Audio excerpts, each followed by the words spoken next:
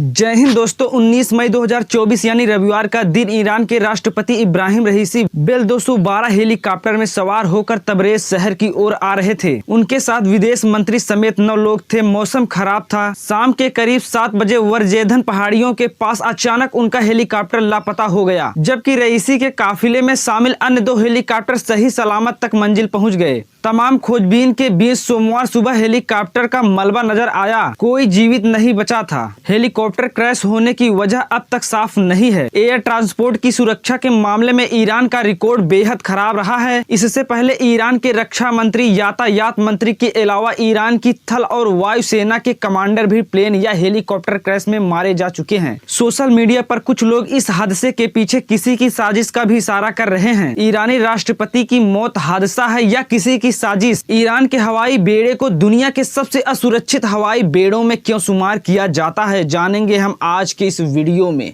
आखिरी वक्त में इमरजेंसी मेडे का कॉल नहीं, टेल रोटर फेल होने की आशंका। राष्ट्रपति रईसी जिस हेलीकॉप्टर में सवार थे उसके पायलट ने आखिरी वक्त में कोई इमरजेंसी कम्युनिकेशन नहीं किया। काइल वेली ने अल जजीरा को बताया कि इमरजेंसी में पायलट का एयर ट्रैफिक कंट्रोल से कम्युनिकेट न कर पाना इशारा करता है कि हेलीकॉप्टर में सीरियस कंट्रोलेबिलिटी इश्यू थी। दरअसल इमरजेंसी सिचुएशन में एयरक्राफ्ट का पायलट एयर ट्रैफिक कंट्रोल को इसके बारे में बताता है, जबकि रविवार को हुए हादसे में पायलट ने ऐसा कुछ नहीं किया था। अगर किसी एयरक्राफ्ट में उड़ान के दौरान कोई गंभीर तकनीकी समस्या आती है तो पायलट का पहला काम एयरक्राफ्ट को कंट्रोल में रखना और दूसरा स्थिति की जानकारी कम्युनिकेट करना होता है। वहाँ इस मामले में कोई कम्युनिकेशन नहीं हुआ। इसका मतलब है शायद पायलट हेलीकॉप्टर को कंट्रोल करने में ही उलझा रहा। एक्सपर्ट ने आशंका जताई है कि हेलीकॉप्टर का टेल रोटर शायद कट गया था, जिससे मेन रोटर ब्लेड पर प्रभाव पड़ा। ये एरोडायनामिक फोर्सेस तब बनी होगी जब पायलट लैंडिंग का प्रयास कर रहा होगा या कोई तकनीकी खराबी आई होगी। उन्होंने कहा आशंका ये भी है कि टेल रोटर फेल हो गया और नियंत्रण से बाहर हो गया। खराब मौसम और पहाड़ी इलाके भी इस घातक दुर्घटना की वजह हो सकते हैं। राष्ट्रपति को एस्कॉर्ट कर रहे 2 अन्य हेलीकॉप्टर सुरक्षित मंजिल तक पहुंच गए। इससे भी कुछ लोग दबी जुबान में किसी साजिश की आशंका जता रहे हैं। हालांकि अब तक एक आधिकारिक रूप से ऐसा कोई संकेत नहीं मिला है। यूक्रेन ईरान के संघर्ष के बीच पैसेंजर प्लेन को निशाना बनाने का इतिहास। यूक्रेन और ईरान के जियोपॉलिटिकल कॉन्फ्लिक्ट की वजह से पैसेंजर प्लेन को मार गिराने का लंबा इतिहास रहा है। एविएशन सेफ्टी एक्सपर्ट और प्रोफेसर अर्नोल्ड बार्नेट का कहना है कि पैसेंजर विमानों के साथ दुर्घटना होना सामान्य नहीं है। मुझे लगता है कि आजकल युद्ध में अक्सर हवाई लड़ाई शामिल होती है। ऐसे में प्लेन्स को सावधान रहना चाहिए। ईरान में लड़ाई के दौरान निशाने पर आ चुका सिविल एविएशन। 3 जुलाई 1988 को एक अमेरिकी जहाज ने ईरान एयर फ्लाइट 655 को मार गिराया था। तब 290 लोग मारे गए थे। दरअसल ईरान इराक युद्ध के दौरान अमेरिका और ईरान के बीच ऑपरेशन प्रेइंग मेंटिस नाम से एक नौसैनिक युद्ध हुआ था। युद्ध फारस की खाड़ी में हुआ था और 1 दिन चला था। इसमें अमेरिकी नौसेना की मिसाइल क्रूजर USS विंसनेस ईरान के बंदर ए अब्बास से दुबई जा रहे ईरान एयर फ्लाइट 655 को मार गिराया। विमान फारस की खाड़ी और ओमान की खाड़ी के बीच होर्मुज से गुजर रहा था। इसमें सवार सभी 290 लोग मारे गए थे। इस मामले में अमेरिका का कहना था कि उसकी नौसेना ने यात्री विमान को लड़ाकू जेट समझने की गलती कर दी थी। उसने ये भी दावा किया था कि प्लेन सिविलियन कॉरिडोर से बाहर था, जबकि बाद में ये दावा झूठा साबित हुआ। एसोसिएटेड प्रेस के अनुसार बाद में अमेरिकी सरकार ने माफी मांगी और 8 साल बाद कहा कि वो पीड़ितों के परिवार को मुआवजा देगी। इसी तरह 8 जनवरी 2020 को यूक्रेन इंटरनेशनल एयरलाइंस की तेहरान से कीव के लिए flight 752 Boeing 737 aircraft take off के 3 मिनट बाद ही क्रैश हो गई। इस दुर्घटना में करीब 176 लोग मारे गए। शुरुआत में ईरान ने इस पर कहा कि तकनीकी खराबी की वजह से हादसा हुआ है। ईरान में यूक्रेन के दूतावास ने माना कि विमान का इंजन फेल होने की वजह से हादसा हुआ है। हालांकि 3 दिन बाद ईरान ने खुद कबूल किया कि यूक्रेन के प्लेन पर ईरानी वायुसेना ने 2 मिसाइलें दागी थी। ईरान के Islamic revolutionary guard core IRGC के एरोस्पेस कमांडर आमिर अली हजीजा देह ने कहा कि हमने इस विमान को अमेरिकी क्रूज मिसाइल समझने की गलती कर दी थी। दरअसल ईरानी जनरल कासिम सुलेमानी की हत्या के बाद अमेरिका के साथ बढ़ते तनाव के बीच IRGC ने तेहरान से उड़ान भरने के तुरंत बाद ही विमान को मार गिराया था। बाद में इसके खिलाफ कनाडा, स्वीडन, यूनाइटेड किंगडम और यूक्रेन ने United Nation civil aviation agency में शिकायत दर्ज कराई थी। 55 साल पुरानी टेक्नोलॉजी वाले बेल 212 हेलीकॉप्टर में सवार थे राष्ट्रपति रईसी। सी। ईरान के राष्ट्रपति और विदेश मंत्री को ले जा रहे बेल 212 हेलीकॉप्टर की टेक्नोलॉजी करीब 55 साल पुरानी थी। फ्लाइट ग्लोबल की वर्ल्ड एयर फोर्स डायरेक्टरी 2024 के अनुसार ईरान की एयर फोर्स और नेवी में 10 बेल 212 हेलीकॉप्टर हैं। इससे अमेरिकी कंपनी बेल हेलीकॉप्टर ने 1960 के दशक के अंत में UH-1 इरोक वॉइस के अपग्रेड वर्जन के रूप में कनाडाई सेना के लिए डेवलप किया था। नए डिजाइन में एक के बजाय 2 टर्बोसॉफ्ट इंजन थे। अमेरिका के मिलिट्री ट्रेनिंग दस्तावेजों के अनुसार 1971 में पेश इस हेलीकॉप्टर को अमेरिका और कनाडा ने तुरंत ही अपना लिया था। बेल 212 सिविल एविएशन यानी नागरिक उड़ान, माल ढोने, आग बुझाने के साथ ही हथियारों से लैस होने में भी सक्षम है। इसका एडवांस वर्जन पुलिस और मिलिट्री उपयोग, मेडिकल ट्रांसपोर्ट में भी सक्षम है। European union aviation safety agency के अनुसार ये पायलट सहित 15 लोगों को ले जा सकता है। कई देशों की सरकारों सहित प्राइवेट एजेंसियां भी इसका प्रयोग करती हैं। इनमें जापानी कोस्ट गार्ड, अमेरिका में लॉ एनफोर्समेंट एजेंसियां और अग्निशमन विभाग और थाईलैंड पुलिस शामिल है। ईरानी विमानों में उड़ान भरना बेहद खतरनाक क्यों? ईरान एयर के बेड़े में ज्यादातर विमान दशकों पुराने हैं। वर्तमान बेड़े में ज्यादातर विमान औसतन 20 साल या उससे ज्यादा समय से उड़ान भर रहे हैं। ATR A330 और A320 फैमिली के विमानों को छोड़कर अधिकतर विमान कई वर्षों से ऑपरेट हो रहे हैं। ईरान वायर की रिपोर्ट्स के अनुसार ईरान की एयरलाइंस के विमानों की औसत आयु 28 साल है। इस वजह से ईरान की एविएशन बेड़ा दुनिया में सबसे खतरनाक और असुरक्षित माना जाता है। ईरानी कंपनियों के पास 335 विमान हैं। खराब स्थिति के कारण इनमें से आधे विमानों का संचालन नहीं हो पा रहा है। 2022 में एसोसिएशन ऑफ ईरानी एयरलाइंस के सचिव ने बताया था कि देश में 21 एयरलाइंस ऑपरेट हो रही हैं। ईरान के सिविल एविएशन ऑर्गेनाइजेशन के प्रमुख के अनुसार कुल 171 ईरानी विमान ही एक्टिव हैं, जो 8.5 करोड़ की आबादी को सेवाएं दे रहे हैं। 2022 में CHS एविएशन के अनुसार एयरबस A320 ईरान एयर के साथ उड़ान भरने वाला सबसे पुराना एक्टिव एयरप्लेन है। ये करीब 37 साल पुराना है। दिसंबर 2021 तक प्लेन ने 23,550 फ्लाइट सर्कल में 68,187 घंटे पूरे किए हैं। दूसरा सबसे पुराना विमान बोइंग 747-200C है, जो 33.5 साल पुराना है। ये कार्गो विमान 1988 में मार्टिन एयर के पास था और 20 साल बाद 2008 में ईरान एयर को सौंप दिया गया। वहीं उड़ान भरने वाले सबसे पुराने विमानों में 28 और 30 साल पुराने 2 A300 एयरप्लेन भी हैं। 30 साल पुराने होने के बाद भी एयरबस A310 एयरलाइन के लिए एक्टिव ड्यूटी पर तैनात है। ईरान एयर देश और मिडिल ईस्ट की सबसे पुरानी एयरलाइंस में से एक है। इसके पास अभी 30 विमान लिस्टेड हैं। कतर एयरवेज के बेड़े से तुलना करें तो उसके पास 209 विमान हैं, जिनकी औसत आयु 5 से 8.5 साल के बीच है। International institute for strategic studies in London IISS के अनुसार ईरान के पास कुछ ही एक्टिव स्ट्राइक एयरक्राफ्ट हैं और वे भी 1979 में हुई ईरानी क्रांति से पहले के हैं। ऐसा ईरान पर लगे अंतरराष्ट्रीय प्रतिबंधों की वजह से हुआ है। ईरान स्पेयर पार्ट्स नहीं खरीद पा रहा है, जिस कारण इन विमानों का मेंटेनेंस नहीं हो पाता है। London based aviation expert Alex Macheras का अनुमान है कि 1979 के बाद से लगभग 2000 ईरानी लोग विमान दुर्घटनाओं में अपनी जान गंवा चुके हैं, जबकि एविएशन सेफ्टी नेटवर्क का अनुमान है कि पिछले 44 वर्षों में ईरानी एयरलाइंस से जुड़ी दुर्घटनाओं में 1755 लोग की जान गई है। ईरान में 2000 के बाद से हुए बड़े प्लेन क्रैश। 2 फरवरी 2000 ईरानी एयरफोर्स के विमान C-130 ने तेहरान से उड़ान भरते ही कंट्रोल खो दिया और एयरपोर्ट पर खड़े ईरान एयर A300 से टकरा गया। C-130 में सवार सभी लोग मारे गए। 17 मई 2001 ईरान के परिवहन मंत्री रहमान दादमन समेत 29 लोगों को ले जा रहा एक रूसी याक 40 प्लेन नॉर्थ ईरान में दुर्घटनाग्रस्त हो गया। इसमें सवार सभी लोग मौके पर ही मारे गए। 12 फरवरी 2002 Iran air tours Tupolev 154 Iran के वेस्टर्न सिटी खोरमाद के पास दुर्घटनाग्रस्त हो गया। इसमें सवार सभी 119 लोग मारे गए। 23 दिसंबर 2002 यूक्रेन का एक एटोनो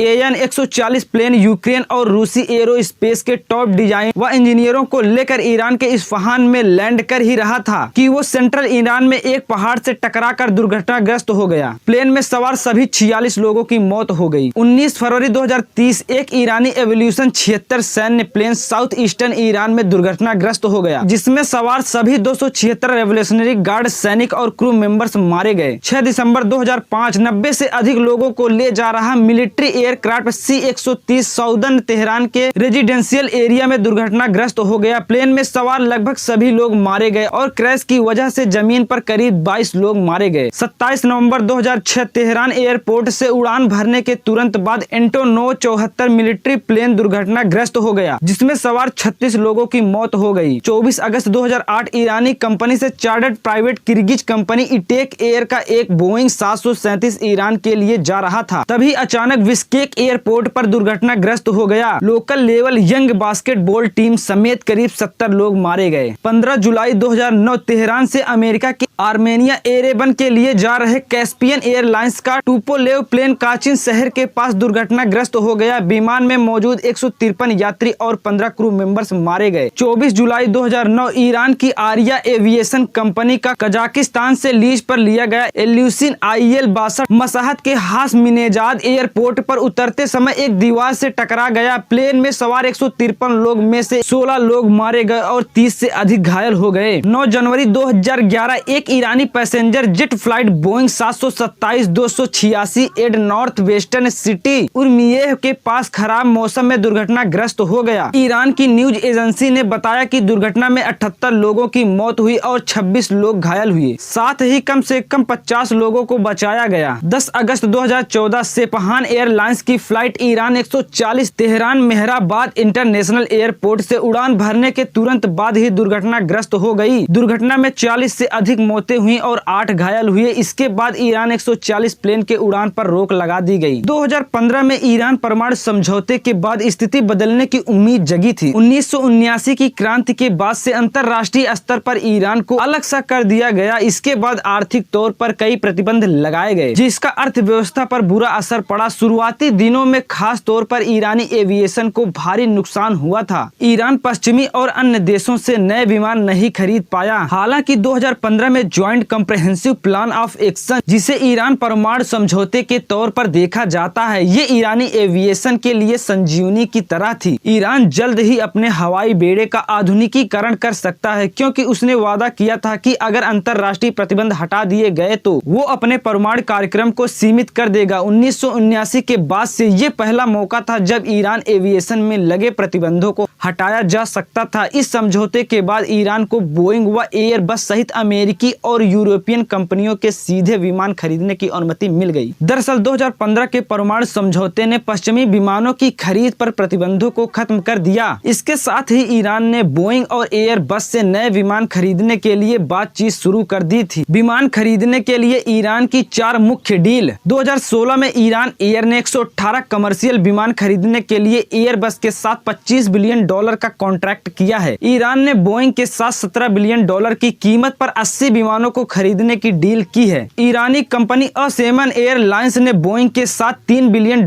के 30 विमानों का कॉन्ट्रैक्ट किया है। फ्रेंको इतावली एयरक्राफ्ट मैन्युफैक्चरिंग ATR ने ईरान को 20 नए टर्बोप्रॉप विमान बेचने की बात की है। इन तमाम कॉन्ट्रैक्ट और डील के बाद कुछ एयरबस एयरक्राफ्ट ईरान के पास आए, लेकिन अमेरिकी राष्ट्रपति डोनाल्ड ट्रंप ने 2018 में परमाणु समझौते को रद्द कर दिया, तो अमेरिकी प्रतिबंधों की धमकी के तहत इन सभी 4 सौदों को रद्द कर दिया गया। स्पेशल मीडिया पर कुछ लोग इस हादसे के पीछे किसी की साजिश का भी इशारा कर रहे हैं। एक्सपर्ट ईरानी राष्ट्रपति की मौत के पीछे इजराइल की संलिप्तता से इनकार कर रहे हैं। उनका कहना है कि ईरान के राष्ट्रपति को मारना मतलब सीधे जंग का ऐलान करना। इजराइल हमेशा से ईरान की मिलिट्री और न्यूक्लियर से संबंधित लोगों को टारगेट करता रहा है, न कि हाई प्रोफाइल राजनीतिक लोगों को। इकोनॉमिस्ट की रिपोर्ट में कहा गया, रईसी की मौत में इजराइल की संलिप्तता को नकारने के बड़े कारण हैं। इजराइल ने कभी ईरान के राष्ट्र प्रमुख को मारने की कोशिश नहीं की। ये तो युद्ध का आगाज करने जैसा है, जिसके बदले में ईरान की तरफ से भयानक प्रतिक्रिया देखने को मिलती।